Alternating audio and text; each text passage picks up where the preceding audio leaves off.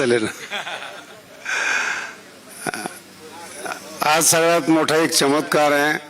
संपूर्ण महाराष्ट्राला आपल्या शैलीनं वेड लावणारे इंदुरीकर महाराज. मला सगळ्यात मोठं आश्चर्य वाटतं, पुढचा जो इंदुरीकर आहे तो सगळ्या बुद्धिमान लोकांना गार करणारा असेल ही माझी खात्री. कारण की गडावर शिकायला कृष्ण आहे आणि अतिशय सुंदर अभ्यास करतो. 23 वर्षामध्ये कृष्णासारखा मुलगा आमच्या गडावर आला नाही आणि उत्तम पद्धतीने अभ्यास करून माझ्यानंतर तो ज्ञानेश्वरीची धुरा सांभाळेल.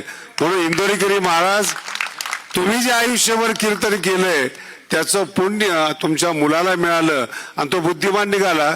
तुम्ही हलकट लोकांकडे का बघता हेच कळत नाही मला. टीका करणारी लोक ही सर्वसामान्य असतात, लहान असतात, बौद्धिकदृष्ट्या कमकुवत असतात. त्यांना वैभव सहन होत नाही, हत्तीचं वैभव सहन होत नाही आणि हत्ती आला तर लोकांना कळावं म्हणून भुकणारे पण पाहिजे. त्याच्यामुळं इंदुरीकरावर टीका करतात. जितकी जास्त होईल, ज्ञानोबा म्हणतात, तितका माणूस हा मोठा असतो. म्हणून येत्या नवीन इंदुरीकराचं आपण सगळ्यांनी स्वागत करा. ज्ञानेश्वरीतला तो भविष्यातला उगवता सूर्य आहे आणि अतिशय चांगलं शिक्षण आहे.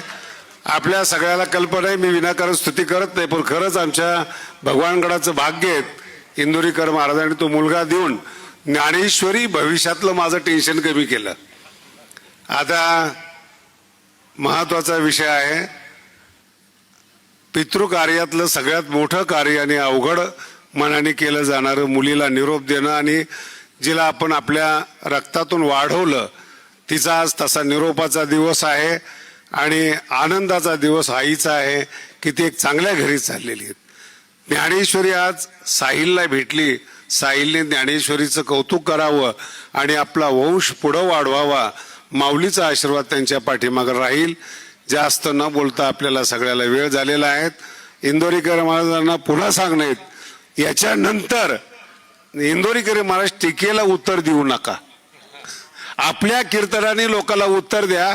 एवढा समाज जमून दाखवा, मग त्या लोकांनी इंदुरीकर महाराजांवर टीका करावी.